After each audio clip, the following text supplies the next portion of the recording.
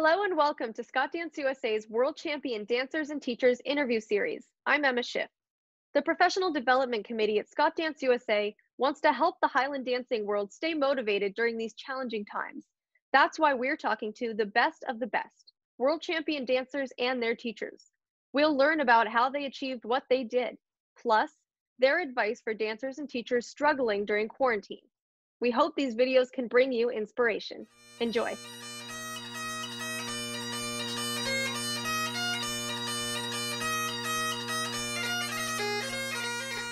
Today, I'm interviewing seven-time world champion Morgan Bamford and her teacher, Judy Clark. Thank you both so much for joining me. I want to start by talking a bit about Morgan's dancing. Morgan, you know this, but you were my idol growing up. I just loved your strength. Judy, how did you work on that with Morgan? It wasn't something that I consciously worked on, because if you look at the build of Morgan, she's a compact little unit, and her legs aren't the longest, so there's not the drama of trying to get the long legs working. It was just a continual thing. Every lesson, jump higher, all those sorts of things. That basically was it. It wasn't a conscious effort to get Morgan strong. It was part of her makeup.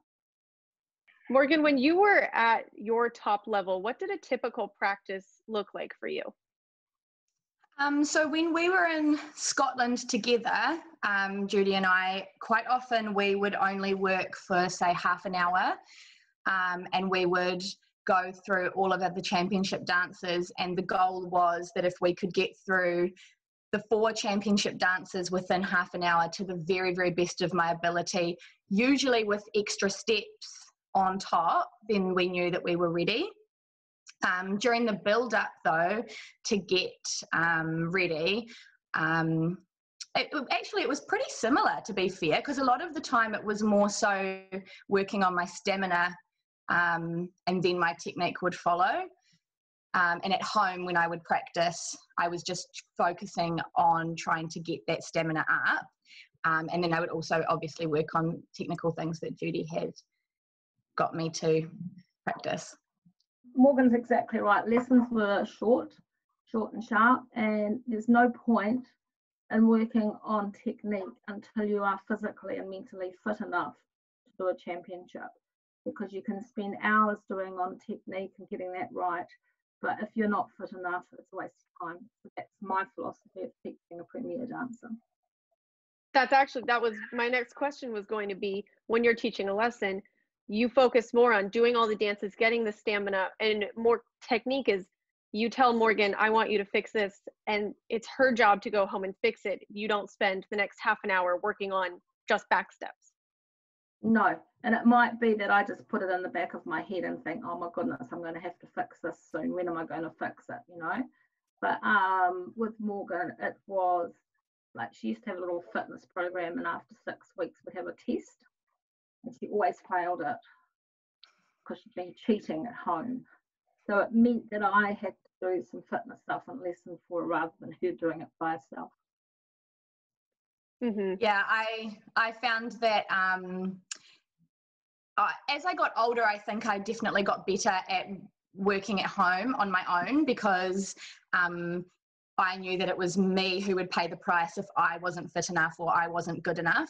But as a child, I really, really relied on Judy's motivation and my mum's motivation. So yeah, Judy's motivation at class and mum's motivation at home to get me to practice and to get me to do that work. And if I was left to my own devices, I was very competitive, and I would be really upset if I didn't do well or if I failed my fitness test. But at that moment in time when I was meant to be practicing, probably, yeah, I definitely did cheat as a child, for sure, because it's hard work, and nobody likes doing that kind of hard work.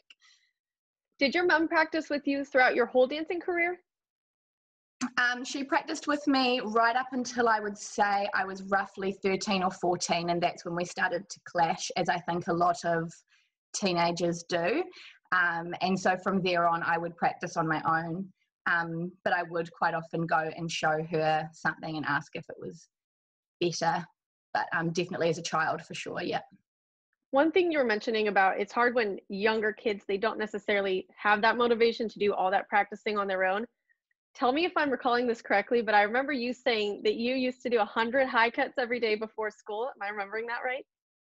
300. We had to do 300 high cuts. 300. I used to do 100 leaps on the trampoline every day before school. That was Mum's one. And then Judy had 300 high cuts on the fitness on her fitness regime. I used to put the 300 on because I knew she cheated. So when you put 300, how many do you think she did? Probably 100. Still a lot of high cuts. I did on occasions get up to 300. I used to do them in lots of 50. Yeah. How long would you take in between those 50? Not long. But you could do them night and morning. Okay, right. Yeah. So speaking of high cuts are another really difficult thing for a lot of dancers to get both legs out. You had really nice high cuts. Judy, how do you work on high cuts with your dancers? There's no magic pill to fix it. It all has to come from the dancer. So in a lot of my teaching, I use exaggeration. So third rear aerial is up by your bottom and second aerial is at hip level. So when they do their extended cuts, do it slowly, and that's how I work them. And then it's up to them to fix it. It's up to them if you get strong enough, work with the strength that I want you to do the practice like Morgan does, but use exaggeration. And now it's so much easier to do video stuff as well, because they all think that they're doing the right height, but it's almost on the ground. So if you exaggerate it, you might hit the right place. How often did you expect Morgan to practice? You said they were shorter practices, but really intense. Was that like a 6 or 7 days a week? Dancing's different in New Zealand. It's more seasonal when Morgan danced. So there were some times that we went to Scotland, danced a championship at Cow, and then the next championship that Morgan danced was in Scotland the following year. So it wasn't like it was an all year thing. So lessons were towards when we went to Scotland nearly every day, but we had this really good arrangement at Morgan's secondary school that she did dance as a subject that I took her for some unit standard things, and she would come to me in my studio during her non-contact times or her dance times. So we had lessons sometimes 6 o'clock in the morning, sometimes over lunch for an hour. It all varied depending on our timetables. Yeah, there were some days at high school that I would do some stamina in the morning. Say I would just do 4 dances through and I wouldn't spend any time working on them. I would just dance them. And then I would go to school and Judy would pick me up at lunchtime. And then, not all the time, but then on some days I would also have our group class that night. So dancing really was our number one, well, mine, yeah, it was Judy's as well, number one focus of our life for those few months. But then we did have quite a lot of time off over the summer, which for us, the summer would be Christmas time. During those months off, was it no dancing, or did you still do any cross training or anything like that? I wouldn't say no dancing, but it definitely wasn't, I wasn't practicing at home really. And cross training was something that Judy never really believed in too much. My mum did a little bit, and there would be a few things that I would do at home. And I know I never really played any other sports. So yeah, I just had some time off, which was nice. Yeah. Now, I want to hear this answer from you, and then I want to hear what Judy thinks. But what do you think was the most challenging correction for you to fix? Do you know, I was thinking about this when you sent the questions through, and I was really trying to think about it. Stamina was really hard for me as I got older. But I think the corrections that I really had to work hardest on, probably my points. My pointed feet were not very good. And upper body possibly, but I don't know. I think the other things I worked hard at and I could get them, it wasn't a really big challenge. I Right. think it would be interesting to hear what Judy says, because as a child, my view was probably very different to Judy's view. Half points was a real bugbear for me in every dance, but the dance that I disliked teaching Morgan was the chanteuse, because she's not a smooth and graceful dancer. She's a powerful rubber ball, and you've got to try and incorporate both things into the chanteuse. And I remember one year before the Worlds, there was one step that we'd been practicing, and we'd practiced it two ways, a floaty way and all-out way. And I can remember Morgan saying to me as she's leaving behind the stands, how, what am I going to do in that step? And I said, just dance it with what music tells you. And I think you did the powerful one, didn't you? Yeah. Are you talking about the double high cutting? Yeah, I think in the end, we would really, because I was a strong dancer, there was the just leap and do it as high as you can and just go for it, which I think deep down we knew was the way that we really was us. But then there was the way that everyone else was sort of telling us it should be done. Yeah, and in the end, I think we just went, nah, just do it, just be you, and just do, yeah, so just do it your way. Always looking at the chanteuse steps and saying, hey, are these Morgan or are these not Morgan? And that was always my personal little battle. That's very interesting. And actually, now you pointed out, I did really not love the chanteuse, and I think it was the shuffles. They hurt a lot. So Morgan, was your first board competition or championship while you were in Scotland? I think from memory, Judy, if I'm correct, my first SOBHD competition was in Australia in the Ringwood Highland Games. Is that right? Yeah. Yeah. Simon Fraser pipe band was playing, and there was this lady an older lady with this girl, and she had the most beautiful kilt and the boyne outfits. And I kept saying, oh, they're stunning. And she ended up being Heather Jolly.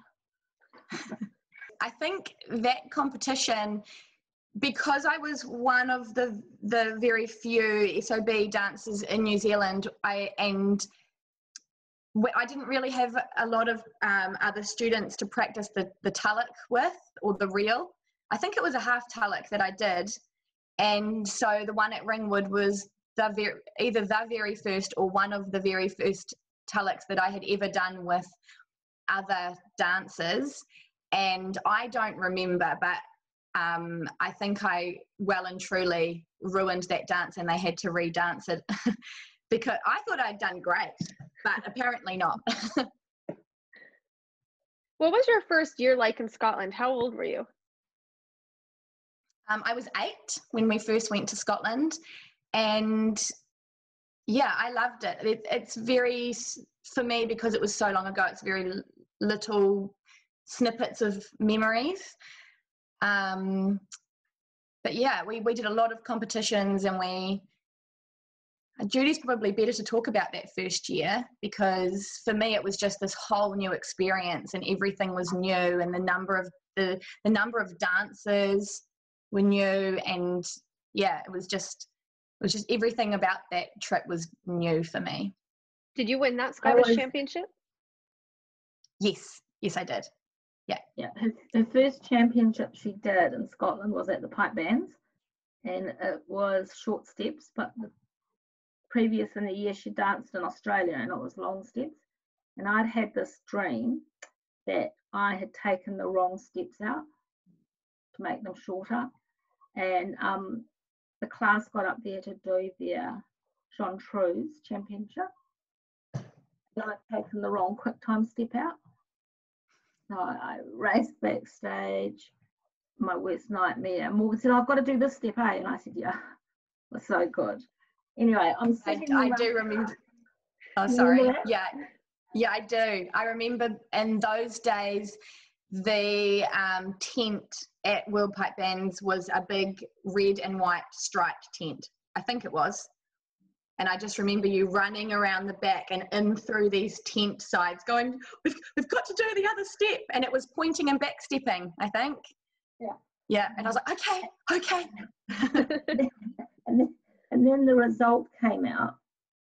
And I didn't know anything about 3 firsts or anything. And I'm sitting there and I've written the results up and people were coming up saying, congratulations. And Margaret Patterson from Australia says, do you know that she's actually won the championship? And I said, no.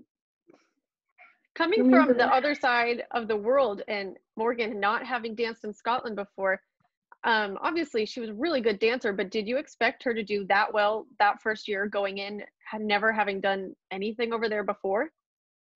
I remember the night before we left to go to Scotland, Mum and I went out for tea, and I said to Mum, what do you think will happen? And she said, well, she's darn good. And I said, you know what, if anyone beats it, they deserve to beat her, because I thought she was good enough as an 8-year-old that I hadn't ever seen before. But I didn't know what was overseas. It was all new to us, very new. So I didn't know if there was anything better than her. Mm-hmm. So after that first year, was there a specific championship or a specific result that after that you guys decided the goal was to win the Worlds? No, I think it was just to go back and win when I was 9. Would I be right, Judy, for you? And then for it was me, was it a fluke? Was the first year a fluke? And then gradually after that, it became more clear that she had a really good shot. When she was 12, next year she won her first one. I told Morgan that I expected her to get in the top 6. And I think I told you that one day you'll be a world champion, because I knew that somewhere in her life she would be. But I didn't expect it to be then, that year. When I was 12? No. Do you remember me saying I think you're going to get in the top 6? Getting in the top 6 was our goal. My goal was to win, but I don't know if I voiced it or not. And I knew, and I'd been looking around, and I thought, oh, we could. And then I was sort of saying, oh, maybe 3rd, but yeah. So Morgan, what was that moment like for you when, as a 12-year-old, you came into the class and won it? I mean, it was amazing. It was amazing, but I don't think at 12 I really understood the degree of what I had achieved. It wasn't until years later that I realized how big of an achievement winning it at 12 really was. And I remember when I did win, there was a girl behind the stage who said to me, you don't realize really what you've done, do you? And I was like, yeah, I do. But I don't think I had really understood the significance of it. We went back to their place for some drinks and a bit of dinner. And I can remember seeing this little girl that had a shower in her jammies sitting on the couch all in the fetal position watching telly. And I thought, this little girl has just won the World Championship, and I don't think she knows what's going on. Do you remember that? Yeah, I can remember lots of people would go and party afterwards, and I was just tired. So I went home. One thing that really did stand out for that particular win was winning alongside Colleen Rintamaki, because she had been my idol since I knew who she was. So I would say from 8 years old when I first saw her, she was just always my idol. And I've said this on the Real Insight interview that I used to have the Colleen clip in my hair, and I used to just try and do everything that she did. And when I was 10, I followed the Champions March down through Cowell into the centre of the town. So being able to win it next to her for her very last win at Cowell was a real honour for me. And it was special for me too, because I've got quite a video of Colleen's dancing at Cowell. So when the new steps would come out, I'd sit in front of the TV and I'd look at these steps and think, right, this is what Morgan's got to do. So Colleen was an inspiration to me in teaching Morgan, but he was such a good colleague for me. So you won when you were 12, 13, 14, 15, 16, 17, and then 20. Winning that many consecutive years is an incredible accomplishment, but I imagine it also can put a lot of pressure on you as you're getting older. Did you ever feel every year was kind of an added bit of pressure, and was that kind of hard to deal with at times? Yes, very much so, yeah. I think the pressure was more that we put it on ourselves, but it did feel like the more you win, the more people want you to lose, pretty much. So yeah, once you're at the top, the only direction you can go is down or stay up there. So I think yeah, the further on it got, the more hungry everyone else got to beat me, and so I did find a lot of pressure. And as I got older, I really struggled with that mentally, more so than when I was younger. When I was younger, I wasn't as aware of everyone else. It was more just me and Judy and my parents in this bubble. But as I got older, yeah, I was a lot more aware of everyone else and their eyes on me. So yeah, I definitely felt a lot of pressure for sure. We put pressure on ourselves because we weren't over there for 6 weeks. We were over there for 2 weeks, and we were there to do a job. We were there to do the pipe, I don't know, what I've forgotten, the Commonwealth and then CAL, and that was our job. And that's what we came for, and that's what we did. Yeah, and I think the other thing, you'll probably appreciate this, Emma, as well, is that we had to spend thousands and thousands and thousands of dollars to get there. So it really meant a lot. It wasn't just another weekend where we, drove a couple of hours and did another competition. Our whole year had been focused on it, and we'd spent so much money. And I would take all these weeks off school to go. So it was really important as well. Yeah. Yeah, I agree with that. I think there is a lot more pressure, especially for those international dancers, because, you don't want to let your teacher down. They've traveled just as far as you have, and your parents they're taking time off work. They're spending a lot of money. And so it's not just necessarily about your placing, because I think, we can put that on ourselves and then feel like not doing as well as we hoped would be, letting them down. So when you were 20, the year you won the adults, that was the last year you danced? Was that going to be the last year regardless of what happened, or were you like, I want to win the adults and then I can retire?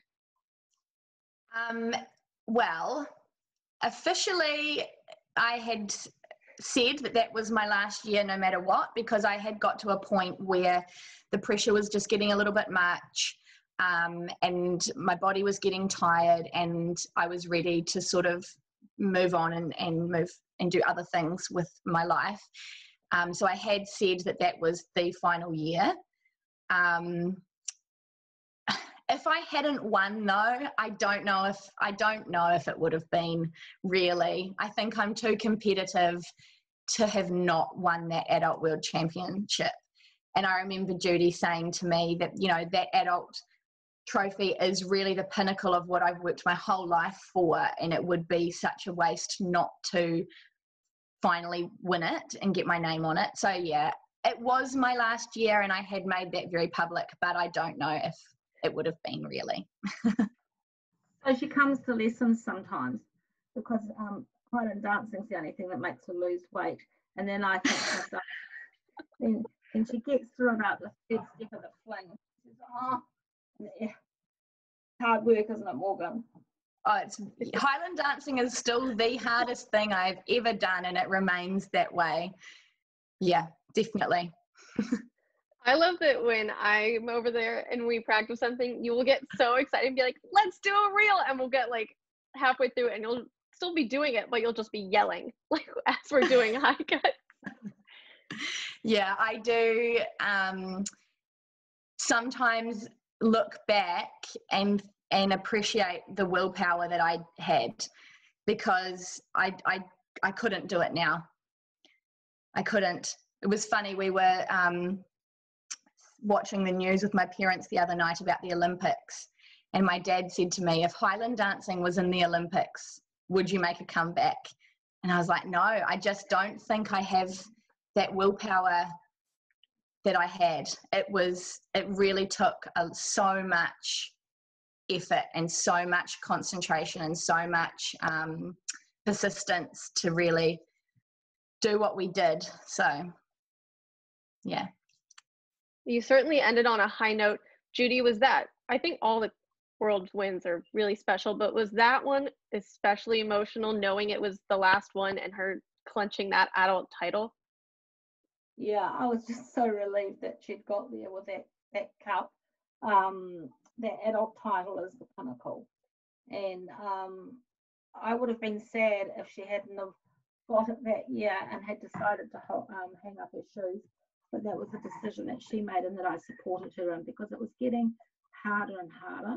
And with the greatest respect, we didn't have any competition here for Morgan to keep herself motivated to be at the very, very highest. Like, there was no Marielle or Rebecca living in New Zealand that she could put herself against. And that was just, that was another thing we had to battle. Yeah, no, so yeah, it was sad, but it was a bit of a relief too.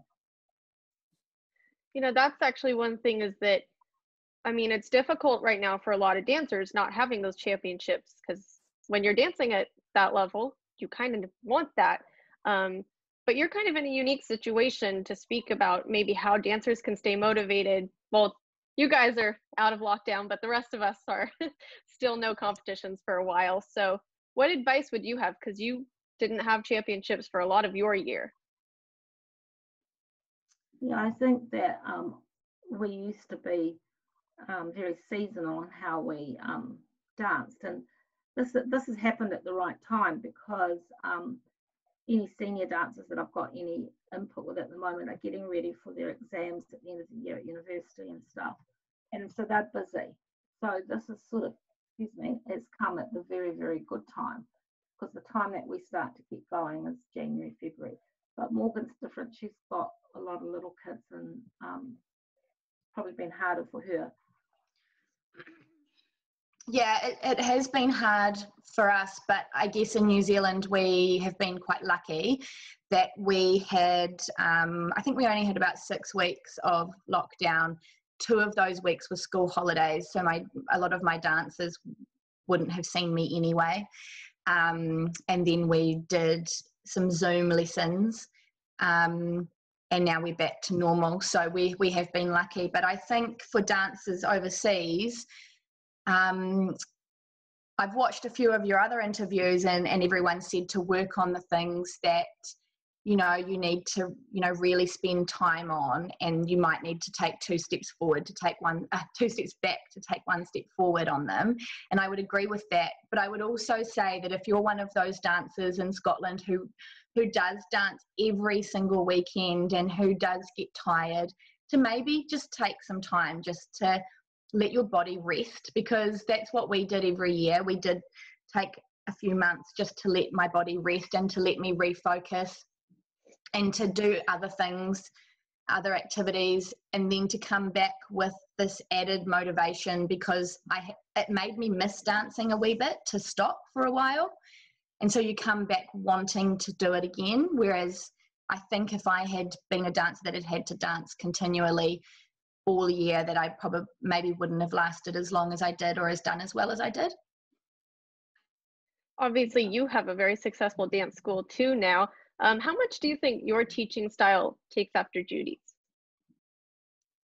There's definitely a few things that I'm similar in, and I think there's definitely a few things that I'm different in. But I have gone overseas and done some workshops, and there has been a number of times where the school that I'm doing the workshop for, the teacher has said to me, "Oh, you sounded just like Judy then." So I guess maybe there's more of Judy's style in me than I think. So that Judy does take my dancers for workshops every now and then.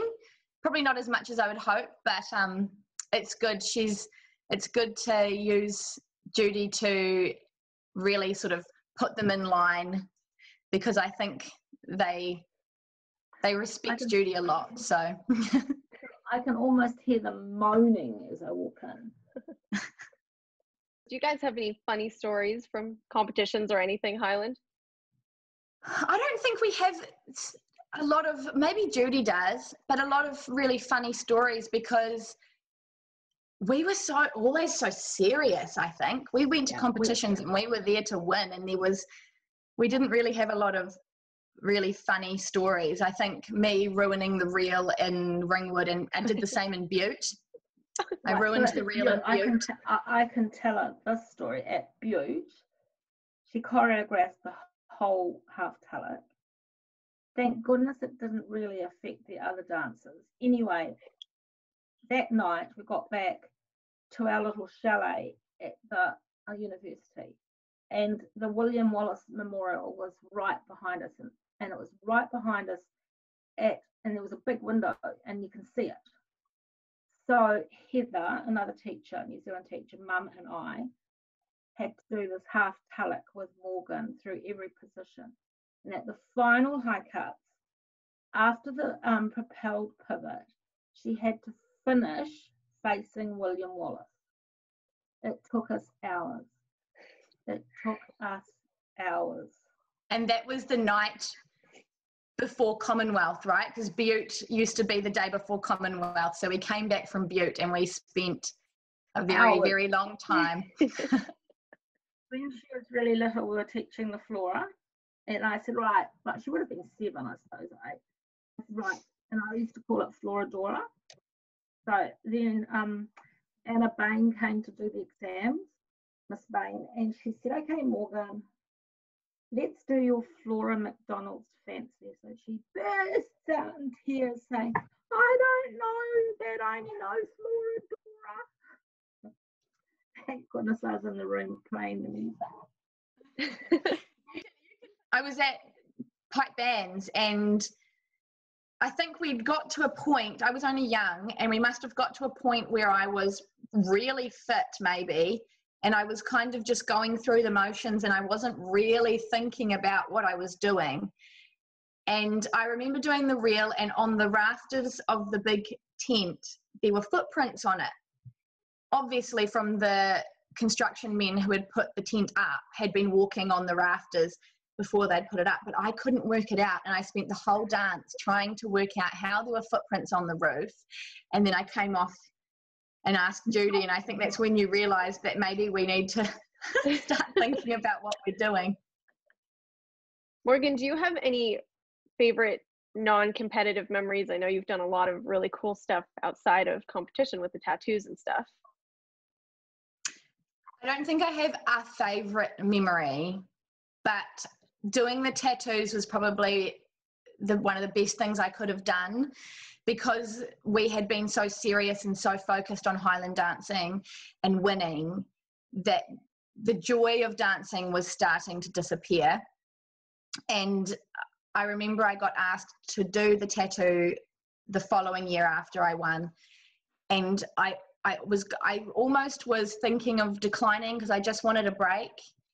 And Judy and my parents encouraged me to go, and it really was one of the best things I could have done, because it was just dancing for the joy of it, and I didn't have to be the best anymore, and I made some really, really good friends.